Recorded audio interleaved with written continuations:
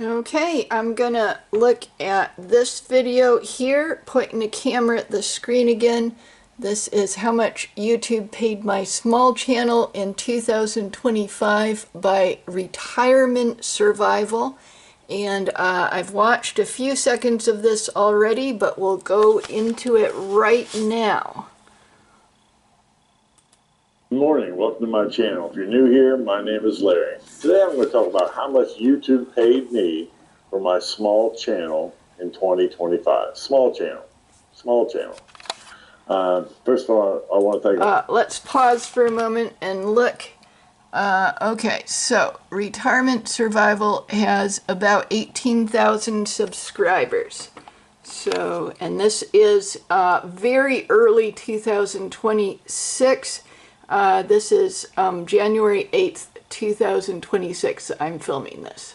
All the people who have subscribed to me, it's been mind-blowing, to be honest with you. I just never expected this, but this is going to be a little history on my channel. First thing I want to start, I've got to take care of a little business for any new people out there. You're going to find out I don't have a buy me a coffee button. I don't have a super thanks button. I don't do memberships. I don't do live streams. I have a hard enough time talking for 8 or 9 minutes, let alone an hour or two. I don't do shorts, although that may change in the future. There's some pretty cool software that does all the work for you, so I may try that in the future. I don't do any collaborations, where two YouTubers get together and chat. I don't do that. I've been approached by a couple, but just didn't seem to make sense to me at the time.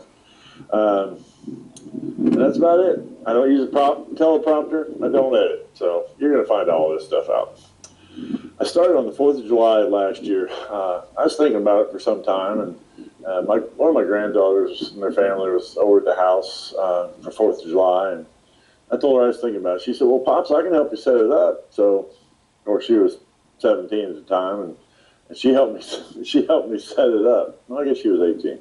Anyway. Yep, so I'm Generation X in my early 50s, and this guy appears to be a boomer. He hasn't told me how old he is yet. It's probably somewhere in his channel description or something. But anyways, I'm seeing a lot of channels like this popping up. So the economy has been really bad since 2020, but especially it's been difficult in 2023 and 2024 for a lot of people.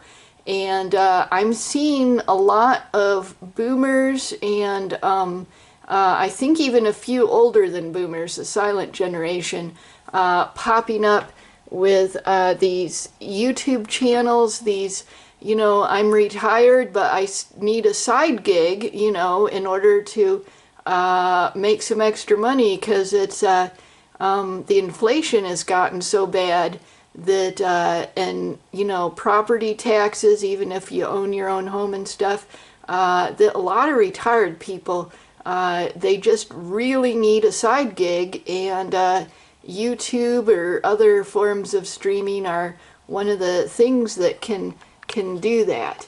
And me with my channel, I'm not retired, obviously.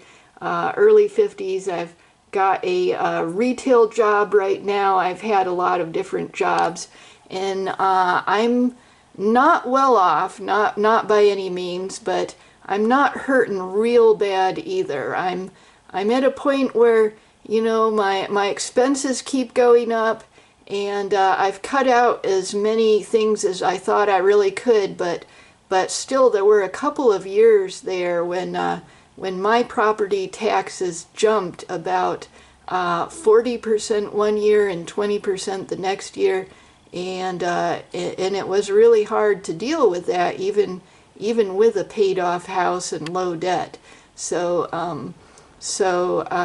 yeah, I don't really need a YouTube channel as a side gig, at least not yet, but I'm seeing a lot of channels like this where they do need a side gig. I don't know if this guy really needs it that badly, or if it's just a good help or what, but But okay, that was weird. Oh man, it's really a oh wow, that's a lot of noise. Okay, sorry about all the background noise here. Okay, here we go. She helped me set it up. So, okay. I didn't post anything for a week, maybe 10 days, and finally I got up the nerve to put myself out there. I knew it was going to be a struggle for me. Obviously, I've got a face made for radio, but I thought I'd give it a shot. Just give me something to do and get my creative juices flowing a little bit. But didn't post anything for about a week, and then I posted a handful, maybe 10 or 12, and nothing happened. I mean, I had like 10 subscribers and just a couple hundred views, and it was going nowhere. I was ready to quit. To be honest with you, I was ready to quit. And all of a sudden, I did one that right at the end of, I think it was right at the end of July or first part of August, it took off. I mean, it took off, and I got literally monetized overnight. I mean, monetized overnight, and it was kind of scary because now I had this YouTube thing that I didn't know, I knew very little about. And but I, being a self-employed contractor for years, I knew that I now had a business on my hands. I had a business. So where do we go from here? So once I got monetized, I thought, well, you know, I was posting one a day back then. I thought, well, if one a day is good, two a day is better. So yeah, my logic said I can do two a day. So I started doing two a day. I did that for about 2 weeks. I said, no, that's too much. I would. Yeah, you got to do quality over quantity when you can. Yeah, it sounds like this actually might be more of a hobby for this guy. I'm not sure if he's desperate for a side gig or if it's just more of a hobby for him. But in any case, I'm seeing lots of these, you know, older retirement, you know, person videos popping up. And but yeah, I understand not monetizing. I've got a little video on my channel about my demonetization pledge, and basically to summarize it, I'm not promising to be demonetized forever, but I'm gonna really try to avoid monetization as much as I think I really can, and the details of it are in that video. But this guy, he's monetized, and that is really cool. And so I hope he can get some good income that way. But yeah, trying to upload 2 videos a day. I know I've been doing that some of the time, and yeah, it's a lot of work because even if it's only a 10-minute video, you gotta, like, you know, watch through it at least twice. So that's, you know, an extra 20 minutes, so that's 30 minutes of work there. And you know, that's just the minimum amount. Like the length of the video, you got to do like probably 3 times as much work as that. And then of course you got to do a lot of work selecting which video you're gonna do and stuff like that. And most people are gonna have more work involved than I do, because they're actually like doing a really professional job. Get the views, the content wasn't as good, so I got rid of that really quick. Anyway, I ended up in August. I had a really good month in August. I had about 5,500 subs, and I made $1,200. $1,200. I'm like, whoa, where did this come from? I was not expecting that. I was not expecting that at all. I was not expecting that at all. And I thought, well, this gig's pretty easy, right? Nope. Nope. September rolled around. I made $400 and some dollars. I don't know. I didn't even count the subscribers back then, but I found out that YouTube goes up and it goes down, and it goes up and it goes down, and until you get your base of subscribers set. So that's why I was working. Yep. So yeah, that's what I expect with YouTube. Like, you know, if I even manage to get to 10,000 subscribers, you know, I might never actually even get to 10,000. Who knows if that'll happen. But even if I do, it's probably likely to be like that. I haven't had YouTube in the past, except for, like little accounts that uploaded one or two videos many years ago and then just abandoned the account. So this is my first regular YouTube actually trying thing. But I've had other creative endeavors in the past, mainly websites. So, my first website was in 1995, and that is long gone. But around the turn of the millennium and in the early aughts, I had a bunch of websites, and they were making me good money for a while. The money was going up, and it was actually really hard to monetize the internet back in the early aughts. So, but I was managing to monetize my websites, and it went up for a while. And at the peak, I was making about I'd say about one rent payment per year in money. And I thought it was going to keep going up, but then it started going down, and I think part of it was because there were a lot of bots that would substitute their own codes for affiliate links in those days. I heard a lot about that, and so almost all my affiliate money was probably going away that way. And that was like years before, the honey scandal and all that stuff. So, I know about that.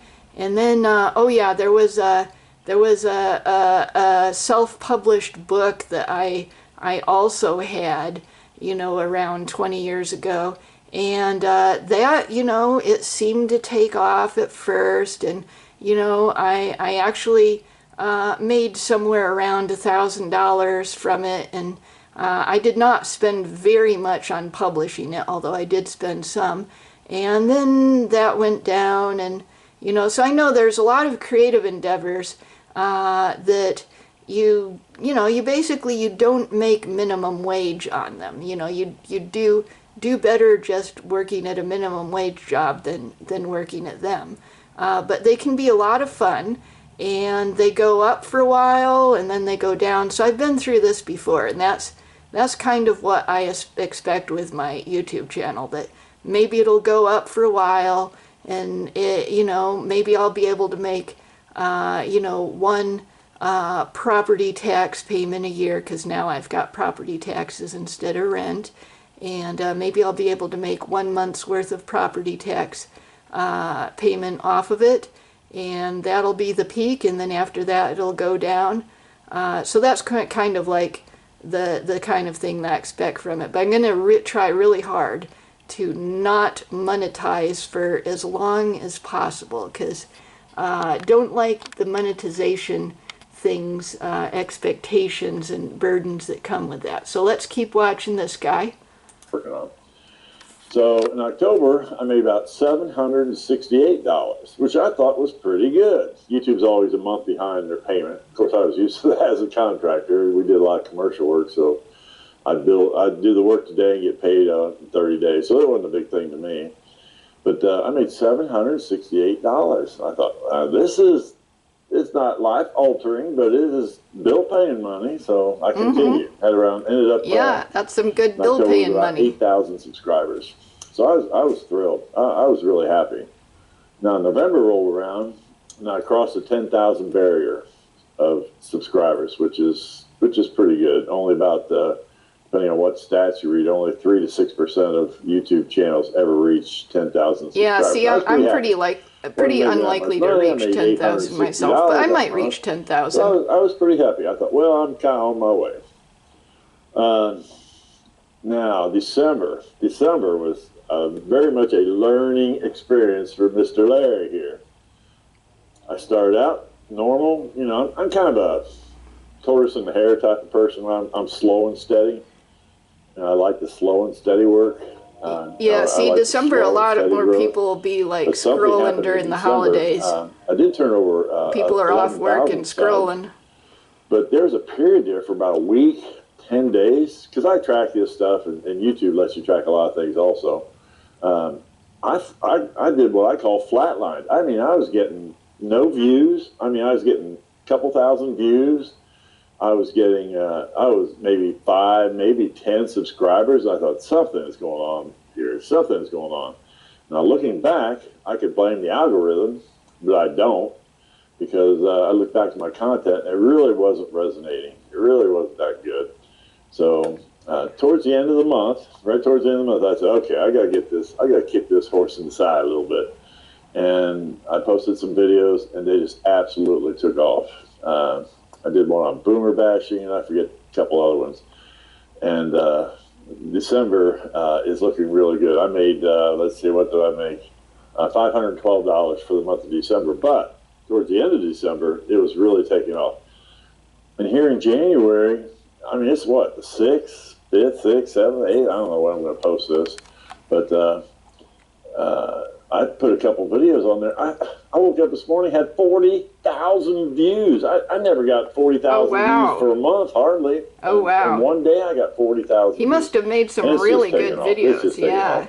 So now I guess I'm going to have to get serious about this. So I made $3,800, approximately $3,800 for basically 5 months' work. Part-time work, yeah, it's part-time. Yeah, this is an awesome old man here. Maybe 2 hours a day at it.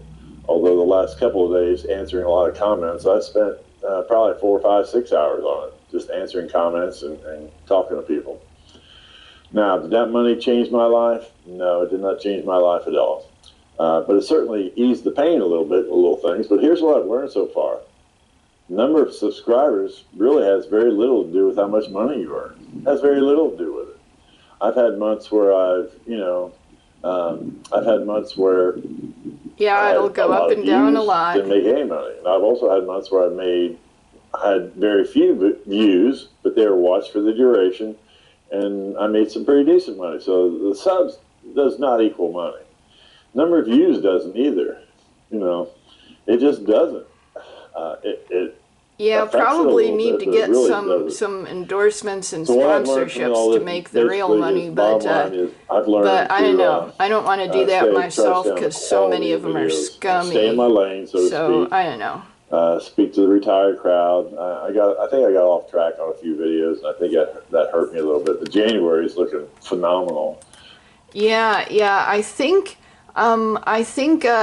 As far as myself, starting a YouTube channel in my 50s is probably not ideal.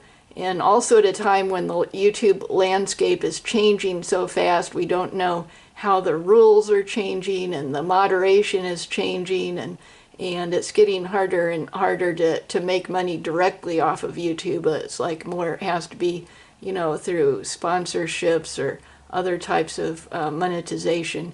But I do see a lot more of these like retirement channels and people that are 10 or even 20 years older than me starting channels and getting some small success. And I think it's like maybe a new niche of YouTubers, which is the older crowd, the Gen X and the boomers starting channels, and middle-aged and old people starting channels. And there's going to be a lot of them like this guy, and I don't know where they'll all go, but it sounds like he knows where he's going. I'm not sure where I'm going, but it sounds like he knows where he's going, and he knows what succeeds, and he's doing some good stuff and having fun. And maybe he really needs the money, or maybe he doesn't really need it, but who knows how the economy will go in the future. There's some bad signals in the economy, and there's a lot of experts that think we might be heading towards something like the Great Depression or maybe hyperinflation or something like that. So we don't know where it'll go. So maybe a lot of these people will need the side incomes. I've already got over 1,000 new subscribers in January alone. It's just blowing me away, and I'd like to thank everybody who has subscribed to this. I'm going to continue to put out probably 3 videos a week until that changes. usually Monday, Wednesday, Saturday, and but that's my game plan. One thing Yeah, I'm he's getting being consistent. bombarded with these days are brand deals. People want me to pitch Yeah, sponsorships and their product endorsements. on my channel. I've gotten everything from solar panels Gamer to subs, maybe. mattress toppers to hearing aids. Imagine that. It would Hearing be aids. funny to see this guy pitching gamer Mobility subs. equipment like little scooters you can use around your house. I haven't taken any of those up. I could make some money doing that, but I choose not to at this point. Now, if somebody wants to offer me a deal. Yeah. So I think this is a really high integrity position to take. Like there's a lot of products that I personally really love, and I would like to do a sponsorship or endorsement for them if I could. But unfortunately, the ones that I really love are old products. You know, they're things that were good 10 or 20 years ago that I get the used models off of eBay or someplace like that, and or I have the old one that still works from however long ago, and but the company itself has declined greatly in quality and isn't something that I would ever recommend these days. So like there's a lot of companies that are like that I wish I could recommend the old versions of them and get paid for it, but there's no way to do that. They want me to recommend the modern ones. And even if I found a modern company that I was really pleased with their products as they currently are, and I did a sponsorship or, you know, paid endorsement for it, you know, it'd feel kind of scummy because I'd feel like I was getting pressured to say that I like it more than I actually am liking it, and I'd worry about it that there wasn't, you know, real integrity in it. You know, being a shill, being a paid shill, it's kind of yucky. And another thing I'd worry about is, you know, I put my wholehearted support behind a product and be like, yes, buy this product, please buy it. And then I get paid for it. And what happens if 6 months later or a year later or something, the company just turns to total scum? I mean, a lot of these companies, they can turn to scum real fast. And there's a lot of shenanigans going on with, like, you know, private equity buying things up and making them go total scum real fast. So I'd worry that if I say a company is good, that even if I'm right in the moment, who knows what it's going to do in the future.